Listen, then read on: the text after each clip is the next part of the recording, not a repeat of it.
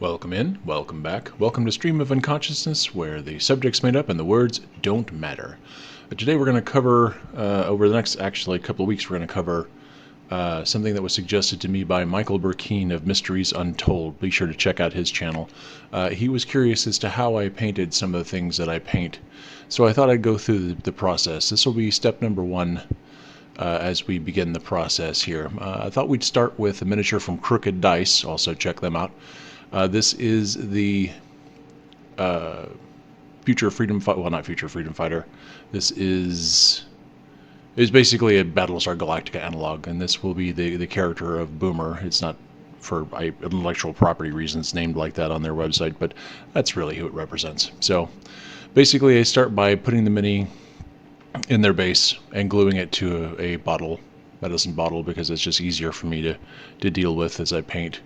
As you can see, I hauled out some brush-on primer. I used to use a lot of spray-on primer, but the rattle can of spray-on primer that I've had for literally 30 years finally ran out, so I'm kind of forced to use brush-on primer at this point. So we get that all mixed up, and we start putting primer on the mini because you want to make sure that the paint will stick. And basically with primer, what we want to do is make sure that it is thick enough to cover, but thin enough not to obscure details. So the more paint and primer and whatever you put on a miniature, the more details get filled in. So you want to have it as thin as possible to be able to still get the coverage you need to hold the paint adequately.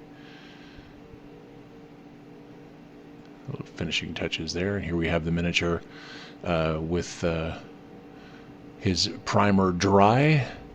So when I first started painting years ago, decades ago, one of my favorite companies of all time was Raul Partha, and it was a flyer that was included with a set of Raul Partha minis I got that suggested when you paint a mini, you paint them as if you were dressing someone. So you start with the flesh, then you proceed with the next outward layer of clothing, and then the next, and then the next, and the next. So whether that's right or not, that is how I tend to paint my minis after so many years of doing it that way. So I always start with the flesh, the basic flesh tone first. In this case, that's going to be Vallejo Game Color Charred Brown, because Boomer in the original Battlestar Galactica series was a person of color. I don't think he gets enough love, honestly. I don't think enough people, everyone's all about Starbuck and Apollo. I don't think Boomer gets enough love. I'm just saying.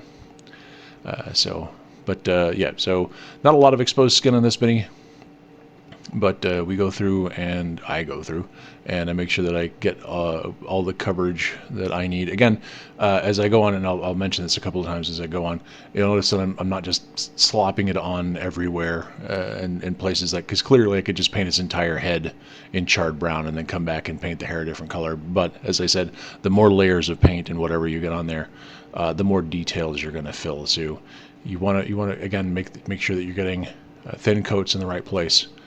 As thin as I do anyway. My paint is always on a little bit thick, unfortunately. But you want to get the thin coat on, get the skin colored. And what I've started doing recently is usually the base was the last thing that I would do. I'd paint the entire mini, then I would focus on the base. So I've recently started doing the base first, and here we have the White Cup of Doom and Elmer's School Glue. I'm just kidding, the White Cup of Doom is going to move here in a second, because it's in the way, to be honest, at this point in the process. And here it goes. Goodbye, White Cup. We'll miss you for the minute and a half that it takes for you to get back on the screen. Okay, so basically, since I've started doing bases first, what I'm doing here is, I'm going to add basically scenic elements to the base. So what I want to do is I'm putting straight Elmer's glue onto the base, and I want to make sure, as with the paint, that it's thick enough to do the job, but thin enough that it's not all clumped up. So clearly, obviously, when you're doing adding things to the base, you don't want the you don't want the glue so thick that it's covering up his feet, so that, you know, basically it looks like the miniature is standing in, sunken in whatever you're trying to put on there. But we do want to have a thick enough coat that whatever basing material you're using on it is going to stick, and stick decently. Again, make sure that the entire base is covered. And I haven't actually primed or will be putting glue on the edge of the base, so basically leaving it black, because that's just more convenient than really priming it and getting all kinds of paint all over it, and then coming back and repainting it black at the end, because it's going to be black either way. So, but we want to make sure that we've got enough glue on there to hold down the basing material. And here comes the white cup again, yay! In this particular instance, the basing material is going to be hobby sand, which is a little bit coarser than like beach sand, but it gives it a nice texture. So what we want to do is, now that we've got the glue on the base, we want to cover the base and the miniature and the cup and the desk and the floor and everywhere with basing sand, just because I am a messy individual. But we want to make sure that we've got good coverage on the base itself, and unfortunately when I did my editing, it sort of popped that back in time a little bit. So we'll get to revisit some of this. You get to watch me pour twice. Measure once, pour twice. So we glue that down, make sure that we've got a decent coverage. And then what I do personally, and whether this is right or wrong, again, this is just how I do it. We've got the at this point basing sand glued down on the base, but it's easy to dislodge, especially since I'm using white glue as opposed to like a super glue or something like that to hold things in place. So what I do to make sure that there's a little extra hold on the basing material, I then take more white glue after the original set has dried, and I add some water. That's just straight water that I keep in a handy dandy squeeze bottle, and I mix it. It's about maybe a little less than 50-50 mix, Elmer's white glue and water, and then I mix like a fiend. Oh no, I've sped this up again. But I basically mix that together till it's evenly consistent, and then add that to the base over the top of the basing material that I've already done. So the idea being that, because I've thinned it a little bit, not only will it sit on top, but it's not just going to be a layer on top as thick Elmer's glue might be. It will also creep into the crevices and stick. So then you let that dry over time. Now comes the next part, but for this one it's reasonably simple. Like I said, it's just going to be the basing sand. I'm sort of cheating using the example that Crooked Dice themselves used in their painted versions of this mini, and I'm going to do a series of gray. So I've got a nice dark charcoal gray there that I want to start with. I don't know if you can ever, there it goes, heavy charcoal. You can eventually read the bottle. Sometimes the focus and light is not as great as I would like in showing some of this stuff. So, and then here's removing excess basing material. Like I said, it kind of gets everywhere. We definitely don't want it in the palette to script the next set of paints. So put a little paint out, get a nice flat brush,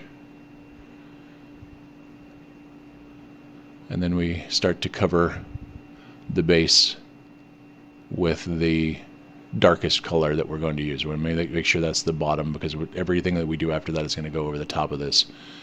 We could ink it later and shade it, but you know, it really depends on the level of effort that you want to do, and I didn't want to do that.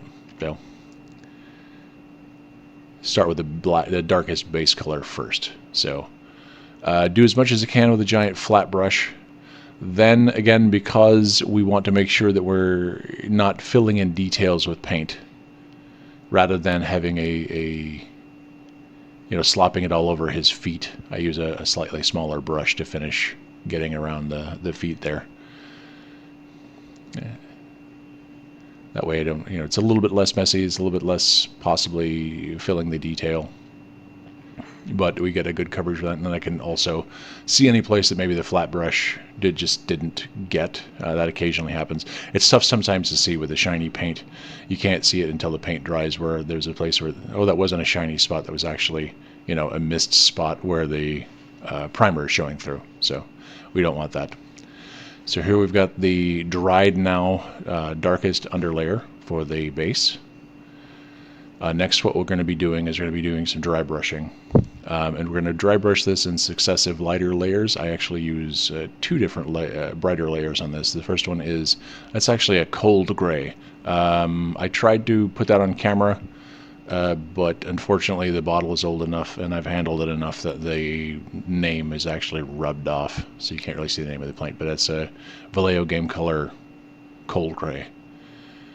And for dry brushing, basically, a lot of people are familiar with dry brushing, but maybe some people aren't. So you just get the flat brush again, dip it in the paint. You want to wipe off as much of the excess paint as you can on a convenient paper towel. As you can see, I've got one of my handy dandy paper towel there. And then you just brush it over the top so that it picks out the topmost detail rather than completely covering everything. So as you can see here, as we do that, it gives us a brighter look, but still with the darker tone underneath. And then, you know, you hit the camera and things happen. I didn't slow this down again because it was, you know, again, editing is a thing. This is a Stonewall Gray that I'm using as the topmost layer. And there you have it. That's the base completed there. Next up will be the beginning of the painting of the Mini itself.